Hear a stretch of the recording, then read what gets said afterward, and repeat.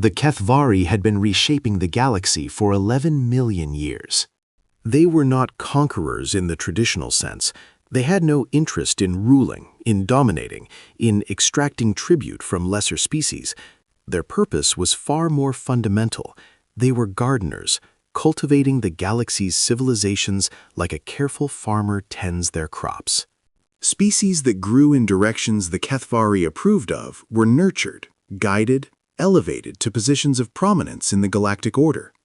Species that grew in dangerous directions were pruned, sometimes gently through subtle manipulation of their development, and sometimes harshly through direct intervention. And species that refused to be shaped at all were removed entirely. High Cultivator Maythorn had overseen the development of 3,000 civilizations during his tenure. He had watched species rise from primitive tool users to masters of interstellar travel. He had guided their evolution, their culture, their technology, ensuring that they developed along paths that served the greater harmony of the galaxy. He had also ordered the extinction of 47 species that proved resistant to cultivation. Now, standing in the observation chamber of the cultivation vessel Eternal Purpose, he studied the holographic display of Earth with the same patient attention he gave to all his subjects. "Report," he commanded. Sub-cultivator Thesson stepped forward, her crystalline form pulsing with the data she had gathered. "The human species has reached the threshold, High Cultivator. They achieved faster-than-light travel 17 years ago. They have established colonies on 4 worlds beyond their home system. Their population has expanded to approximately 12 billion individuals." "And their development trajectory?" "Concerning." Thesson highlighted several data points on the display. They show the characteristic markers of a disharmonious species: extreme individualism, resistance to centralized authority, high aggression indices, unpredictable innovation patterns. They do not conform to any of our standard development models. Maythorn studied the data with growing unease. He had seen species like this before, species that refused to follow the careful paths the Kethvari laid out for them, that insisted on developing in their own chaotic directions. Such species were dangerous, not just to themselves, but to the carefully maintained order of the galaxy. "What is your recommendation?" "Standard correction protocols, High Cultivator. We apply pressure until they adapt to a more harmonious pattern, or until they break. Based on their psychological profiles, I estimate they will break within 3 to 5 generations." Maythorn considered this. The Kethvari had refined their correction protocols over millions of years. They knew exactly how much pressure to apply, exactly which stressors would reshape a species' development, exactly how to break resistance without destroying the species entirely. It had never failed. "Proceed," he ordered. "Begin with environmental pressures. If they prove resistant, escalate to economic and social disruption." "And Thesson?" "Yes, High Cultivator." "Monitor them carefully. There is something about this species that troubles me. Their development pattern is unusual." "All disharmonious species seem unusual at first, High Cultivator. They will conform, or they will break. There is no third option." Maythorn said nothing.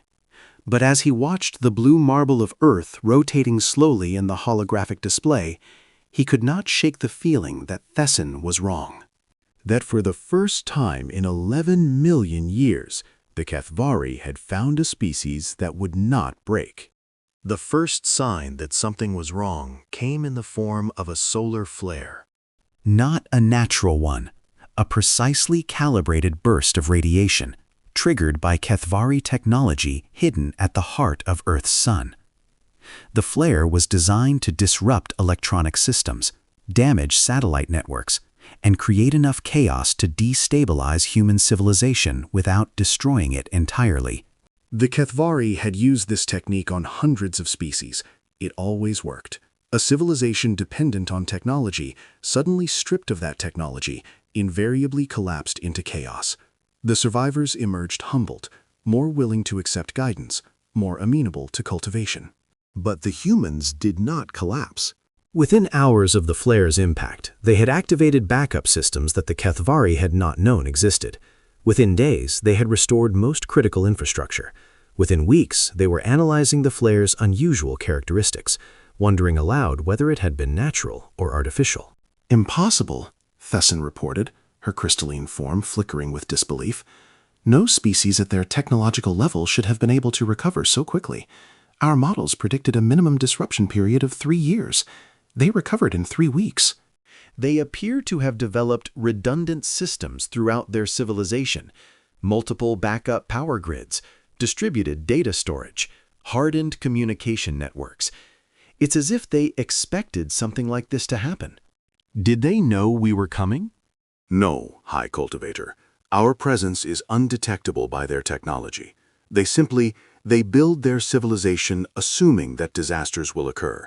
They plan for failure as a matter of course.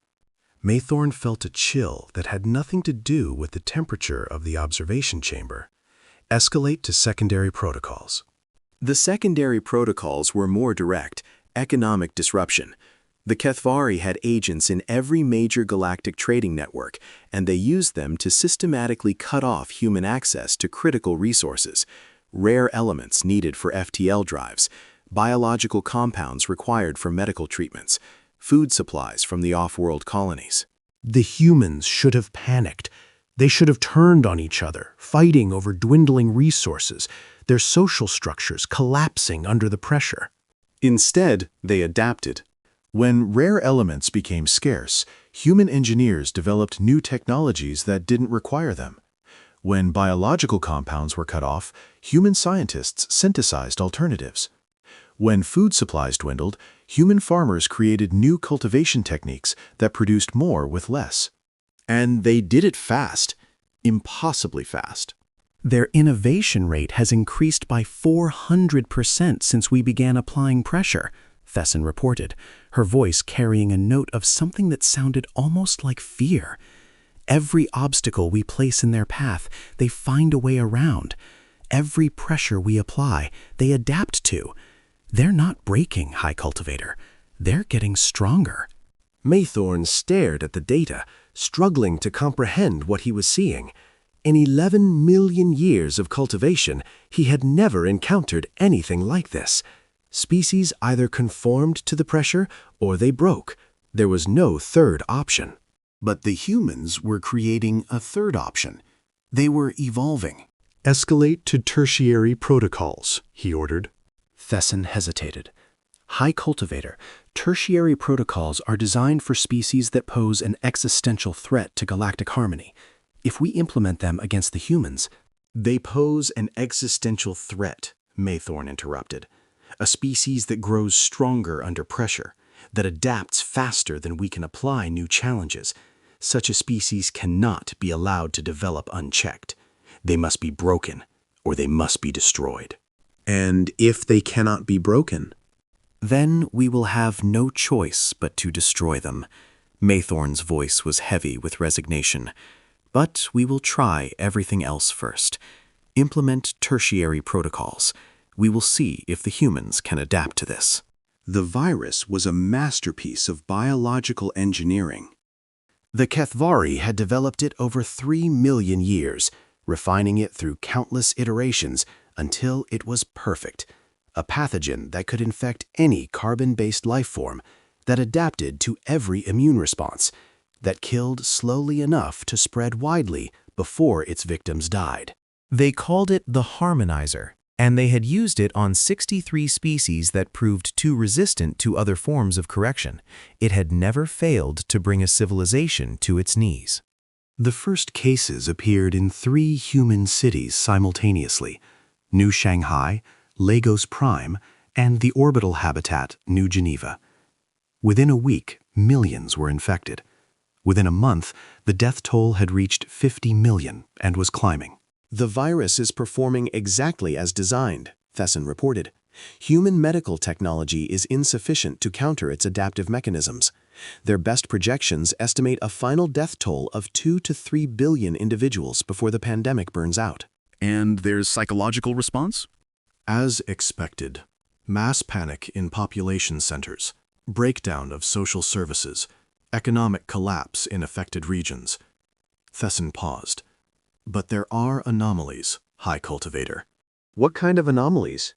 Certain segments of the human population are not responding as our models predicted. Instead of fleeing or panicking, they are organizing. Researchers are sharing data across international boundaries with unprecedented speed. Volunteers are risking their lives to provide care for the infected. Resources are being redirected to medical research at rates we have never observed in a crisis situation. That is a standard social response to pandemic. It will collapse as the death toll rises. Perhaps, High Cultivator, but there is something else. Thesson highlighted a section of the data. A human research facility in a region called Switzerland has made a significant discovery.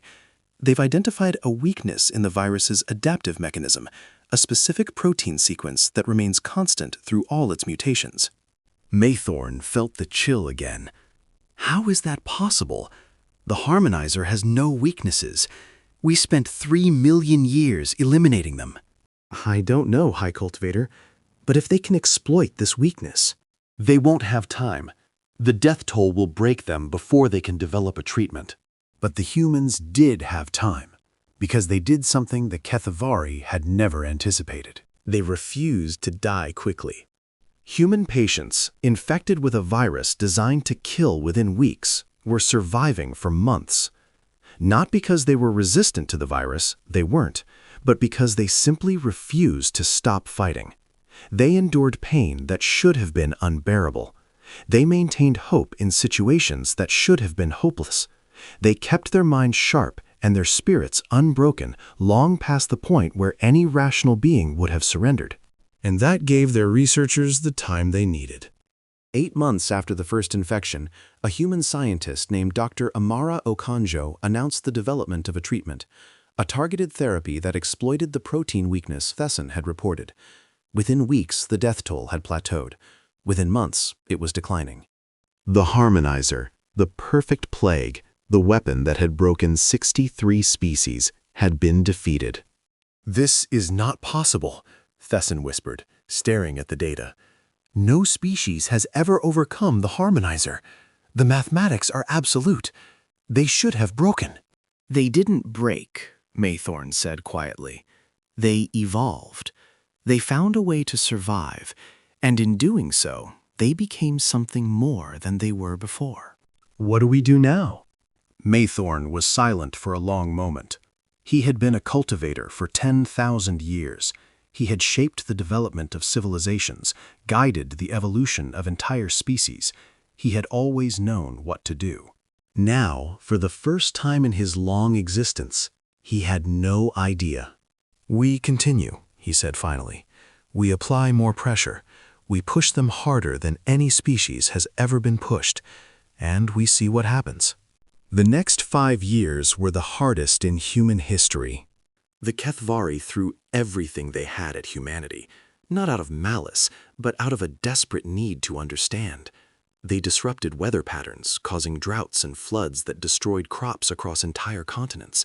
They seeded asteroids into collision courses with human colonies, forcing mass evacuations and emergency relocations. They manipulated the political systems of human governments, fostering conflicts and divisions that should have torn civilization apart. And at every step, humanity adapted. When crops failed, they developed new agricultural technologies, hydroponics, vertical farming, synthetic food production. When asteroids threatened their colonies, they built better detection systems and more powerful deflection capabilities. When political conflicts erupted, they found ways to resolve them, to bridge divides, to turn enemies into allies. But the most remarkable change was internal. Before the pressure began, humanity had been a fractured species, divided by nations, religions, ideologies, countless competing interests that prevented unified action. The Kethavari had counted on this division. They had expected the pressure to drive the fragments further apart, to turn humans against each other in a scramble for survival. Instead, the pressure drove them together. It started small. International research collaborations, shared resources, mutual aid agreements. But it grew, year by year, into something unprecedented, a genuine sense of global identity, a recognition that the challenges facing humanity could only be met if humanity faced them together. The old nations didn't disappear, but they became less important. The old conflicts didn't end, but they became less consuming. Something new was emerging, a species-wide consciousness, a shared understanding that humans were all in this together. And with that consciousness came power. Their innovation rate has increased again, Thesson reported.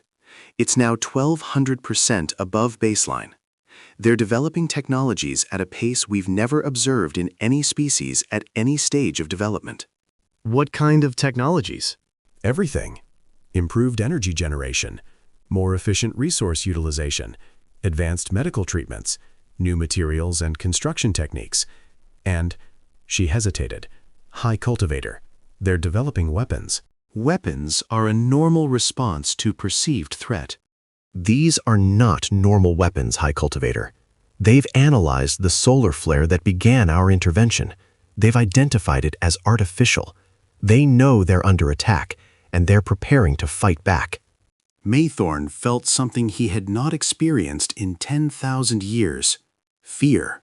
How is that possible? Our technology is beyond their comprehension. It was beyond their comprehension, High Cultivator. It isn't anymore. Every challenge we've presented them with, they've learned from. Every attack we've launched, they've reverse engineered. They're not just adapting to our pressure, they're absorbing our knowledge. Then we must destroy them.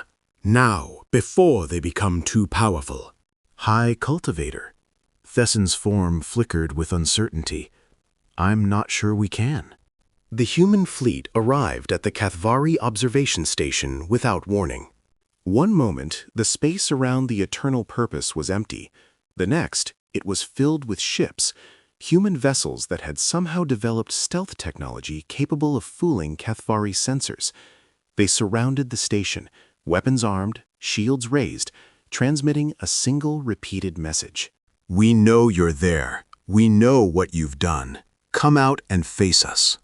Maythorn stood on the bridge of the Eternal Purpose, staring at the tactical display in disbelief.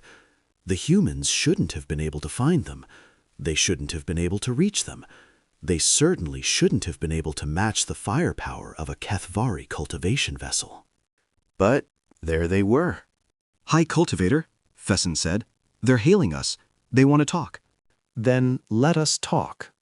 Maythorn straightened, composing himself. He was a high cultivator of the Kathvari. He had guided the development of 3,000 species. He would not show fear to these upstarts, no matter how unexpectedly they had developed. The holographic display flickered, and a human face appeared. A woman in her 60s, gray-haired but sharp-eyed, wearing a military uniform covered in medals and insignia. I am Admiral Helena Cross of the United Human Forces, she said. You are the beings who have been attacking our civilization for the past 7 years. You are the reason 50 million of our people died in the plague. You are the reason our crops failed, our colonies were threatened, our governments were destabilized. Maythorn inclined his head. I am High Cultivator Maythorn of the Kathvari. We have indeed been intervening in your development. It is what we do. Why? Because you are a disharmonious species. Your development pattern threatens the stability of the galaxy. Our role is to guide species toward harmony, or, failing that, to remove them before they can cause damage. Admiral Cross's expression didn't change. And how were you planning to remove us? If you could not be guided toward harmony, you would have been destroyed. This is the way of things. It has been so for 11 million years. Not anymore. Maythorn blinked. I beg your pardon? Your way of doing things ends here, today, now. Cross leaned forward. We've spent 7 years figuring out what you are and what you want. We've analyzed every attack, every manipulation, every attempt to break us. And we've come to a conclusion. What conclusion? That you're gardeners who've forgotten that gardens can fight back. Cross touched a control on her console, and the holographic display expanded to show data, mountains of data, the accumulated analysis of 7 years of Kethvari attacks. We know how you operate. We know your technology, your methods, your philosophy. We know that you've been doing this for 11 million years, reshaping species, destroying those who don't conform. And we know why you're scared of us. We are not. You are. You're terrified. Because in 11 million years, you've never encountered a species like us. A species that doesn't break under pressure, that evolves instead. A species that gets stronger every time you attack, that learns from every attempt to destroy us. Cross's eyes were cold and steady. You expected us to break. We evolved instead. And now we're stronger than you. That is impossible. The Kethvari are the most advanced species in the galaxy. No younger race could... Could what? Catch up? Cross smiled grimly. That's the thing about humans, High Cultivator. We're very good at catching up, when we're motivated.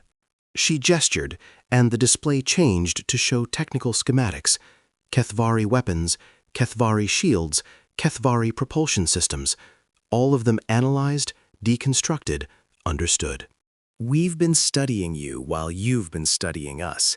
The difference is, we learn faster. Every weapon you used against us, we've reverse-engineered. Every technology you deployed, we've improved upon.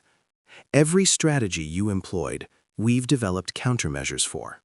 Maythorn stared at the schematics, struggling to comprehend what he was seeing. The humans had not just matched Kethvari technology, they had surpassed it in some areas.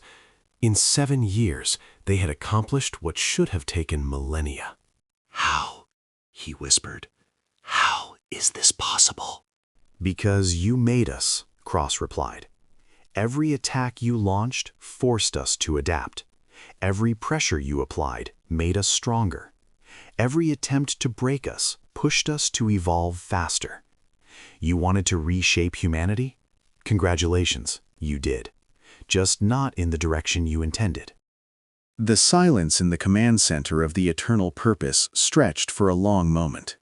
Maythorn looked at the human fleet surrounding his vessel, at the tactical data showing their weapon systems, at the analysis confirming that they had indeed surpassed Kethvari technology in critical areas. He looked at the face of Admiral Cross, calm and confident, showing none of the fear that a species confronting its would-be destroyers should have felt. And he understood, finally, what the humans were. They were not a disharmonious species to be corrected. They were not a threat to be eliminated. They were something far more significant. They were the first species in 11 million years to transcend the Kethvari cultivation model. They were proof that the Kethvari way was not the only way. "What do you want?" he asked. Several things, Cross replied. First, you will cease all interference in human development. No more plagues, no more disasters, no more manipulations. You will leave us alone to grow in our own direction. And if we refuse? Then we will destroy you. Cross's voice was matter-of-fact, stating an obvious truth. We have the capability. We've been preparing for this confrontation since we figured out what you were. If you force us to fight, we will win. Maythorn believed her. The tactical data was clear. The human fleet could destroy the Eternal Purpose, and likely the majority of Kethvari forces in this sector. And if the humans had advanced this far in 7 years, what would they be capable of in another 7? Another 70? What else? He asked. Second, you will provide us with complete information about your cultivation activities. Every species you've corrected, every civilization you've destroyed, every intervention you've ever made. Why? Because we're going to undo your work. Maythorn blinked. I don't understand. The galaxy has been shaped by your interventions for 11 million years. You've decided which species survive, which develop, which are eliminated. You've been playing God with the evolution of sentient life. Cross's voice hardened. That ends now. We're going to contact every species you've cultivated. We're going to share what we've learned about you. And we're going to offer them a choice: continue as your subjects or evolve on their own terms. You cannot do this. The galactic order will collapse. Good, Cross smiled. Maybe what emerges from the collapse will be better, more diverse, more free, less controlled by beings who think they have the right to decide how other species should develop. Maythorn felt the weight of 11 million years pressing down on him. Everything he had believed, everything the Kethvari had built, was being challenged by this small, young, impossibly stubborn species. And he knew, with a certainty that surprised him, that the humans were right. You speak of choice, he said slowly, but you offer us only one option: surrender or die. How is that different from what we have done? It's different because we're not planning to shape you.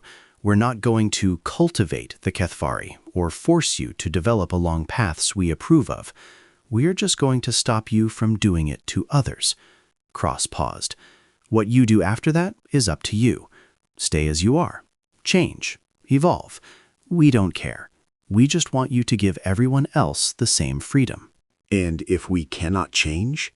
If we are too set in our ways? Then you'll probably die out. That's what happens to species that can't adapt. Cross's expression softened slightly. But that's not our problem. We're not responsible for your survival. We're only responsible for ours, and for stopping you from threatening anyone else's. Maythorn looked around the command center at his crew, at the Kethvari who had served the cultivation mission for their entire lives. He saw confusion on their faces, and fear, and something else, something that looked almost like hope. The hope that there might be another way. "Very well," he said finally. "We accept your terms. The Kethvari will cease all intervention in human development. We will provide you with the information you requested. And we will—" he paused, struggling with the words. "We will reconsider our approach to the galaxy." That's all we ask. Cross nodded. We'll be watching, of course. If you break your word, if you try to destroy us or anyone else, we'll respond accordingly. But if you keep your promises, she shrugged, maybe we can even be allies someday. Stranger things have happened. "Indeed they have," Maythorn agreed. "Indeed they have." The news of humanity's confrontation with the Kethvari spread through the galaxy like wildfire. For 11 million years, the Kethvari had been the unseen hand guiding galactic development. Their existence was known only to a few, the highest-ranking members of species that had been deemed sufficiently cultivated to be trusted with the truth. Everyone else had believed that their civilizations had developed naturally, that their paths had been chosen freely. Now, the truth was out. Humanity broadcast the recordings of their confrontation with High Cultivator Maythorn to every corner of the galaxy. They shared the data they had extracted from Kethvari systems, the records of interventions, the logs of corrections, the lists of species that had been eliminated because they refused to conform. The reaction was immediate and volcanic. On the Vor'thex homeworld, citizens took to the streets, demanding answers from leaders who had known about the Kethvari cultivation for centuries and had kept it secret. On the Krellian colony worlds, governments collapsed as populations lost faith in institutions that had been shaped by outside forces. Across the galaxy, species that had believed themselves free discovered that they had been puppets all along. And they were angry. Ambassador Threllax of the Vor'thex Collective was one of the first to contact humanity formally. We have reviewed the data you released, he said, his compound eyes flickering with barely contained rage. We have confirmed that the Kethvari intervened in our development on 17 separate occasions. They killed our philosophers. They eliminated our artists. They reshaped our culture to make us more harmonious. "What do you want to do about it?" Admiral Cross asked. We want what you have. We want to evolve on our own terms. We want to become what we choose to become, not what the Kethvari decided we should be. Thralax's mandibles clicked with determination. And we want your help. Our help? You defeated the Kethvari. You forced them to stop their interventions. You demonstrated that their way was not the only way. Thralax leaned forward. We want to learn how you did it. We want to understand how you evolved so quickly, how you adapted to every challenge, how you became strong enough to challenge the masters of the galaxy. Cross considered the request. Humanity had spent 7 years learning to survive Kethvari pressure, developing technologies and strategies that had allowed them to triumph against impossible odds. That knowledge was valuable, potentially the most valuable thing humanity possessed. But hoarding it would be exactly what the Kethvari had done, controlling the development of other species, deciding who got to evolve and who didn't. We'll share everything we know, she said. Not just with you, with everyone. Every species that wants to learn how to evolve on their own terms, we'll teach them. That is extraordinarily generous. It's not generosity, it's strategy. Cross smiled. The Kethvari controlled the galaxy by keeping species weak and divided. The best way to prevent that from ever happening again is to make sure everyone is strong. A galaxy full of species that can evolve and adapt is a galaxy that can never be controlled. And if some of those species use their strength against you? Then we'll deal with that when it happens. But I'd rather face strong enemies than live in a galaxy of weaklings. Cross leaned back. That's the thing about evolution, Ambassador. It's not about safety, it's about growth. And growth always involves risk. In the decades that followed, the galaxy transformed beyond recognition. Humanity's knowledge spread from species to species, each one adapting it to their own circumstances, their own challenges, their own evolutionary paths. Some species focused on technological development, pushing the boundaries of what was physically possible. Others explored biological enhancement, reshaping their own bodies to meet new challenges. Still others pursued social evolution, developing new forms of governance, new ways of organizing their civilizations. The results were chaotic, beautiful, terrifying, wonderful. The Vor'thens, freed from Kethvari cultivation, developed a form of collective consciousness that allowed them to share thoughts and experiences across their entire species. They became something new, neither individuals nor a hive mind, but a hybrid that combined the strengths of both. The Volanthi, embracing the human philosophy of redundancy and adaptation, rebuilt their civilization from the ground up. They decentralized everything: power, resources, decision-making, creating a society that could survive any disaster, any attack, any challenge. The Krellians, whose culture had been most heavily shaped by Kethvari intervention, underwent a complete philosophical revolution. They rejected the harmony that had been imposed on them and embraced chaos, creativity, and conflict as the driving forces of evolution. And humanity continued to evolve as well.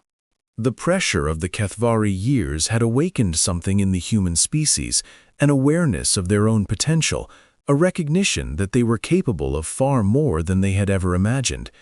They pushed themselves harder, dreamed bigger, reached further. Human scientists developed technologies that should have been impossible: matter manipulation at the quantum level, faster than light communication, even the beginnings of control over space-time itself. Human artists created works that transcended species, that spoke to the universal experience of consciousness and growth. Human philosophers developed new frameworks for understanding existence, new ways of thinking about evolution and adaptation and change. And human leaders built a new galactic order, not one based on control or cultivation, but on the principle that every species had the right to evolve in its own direction. The Galactic Evolutionary Compact, they called it. Its founding document, drafted by representatives of over 300 species, opened with words that became the motto of the new era. We are not what we were. We are not yet what we will become. We are evolving, and we will never stop. The Kethvari did not disappear after their confrontation with humanity. They retreated to their homeworlds, their cultivation vessels recalled, their intervention protocols deactivated. For the first time in 11 million years, they were forced to look inward, to consider their own development rather than shaping others. It was not an easy transition. Many Kethvari could not accept the new reality. They had believed for so long that their way was the only way, that their vision of galactic harmony was the only possible path. Without their mission of cultivation, they felt purposeless, adrift. Some of them tried to resist. Small groups launched unauthorized interventions against species they deemed dangerous. They were stopped, sometimes by the species themselves, now strong enough to defend against Kethvari technology, and sometimes by other Kethvari who had accepted the need for change. But gradually, a new generation emerged. Kethvari who had never known the certainty of the cultivation mission, who had grown up in a galaxy where their species was just one among many. They asked questions their elders had never considered. What if they had been wrong? What if the species they destroyed could have contributed something valuable? What if harmony imposed from outside was not really harmony at all? High Cultivator Maythorn, now stripped of his title and living in quiet retirement, watched this transformation with a mixture of sadness and hope. "We believed we were saving the galaxy," he said to a human visitor, a historian named Dr. Amara Akanjo, granddaughter of the scientist who had defeated the Harmonizer plague. "We believed that without our guidance, species would destroy themselves and each other. We believed that only through cultivation could true harmony be achieved." And now? Dr. Okonjo asked me. Now I see that we were the greatest threat to galactic harmony.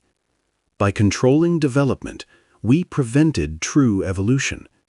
By eliminating species that didn't conform, we destroyed potential we couldn't imagine. By insisting on one path, we closed off 1,000 others. That's a hard realization. It is, but it is also liberating. Maythorn's ancient form seemed to straighten slightly. For the first time in my existence, I do not know what the future holds.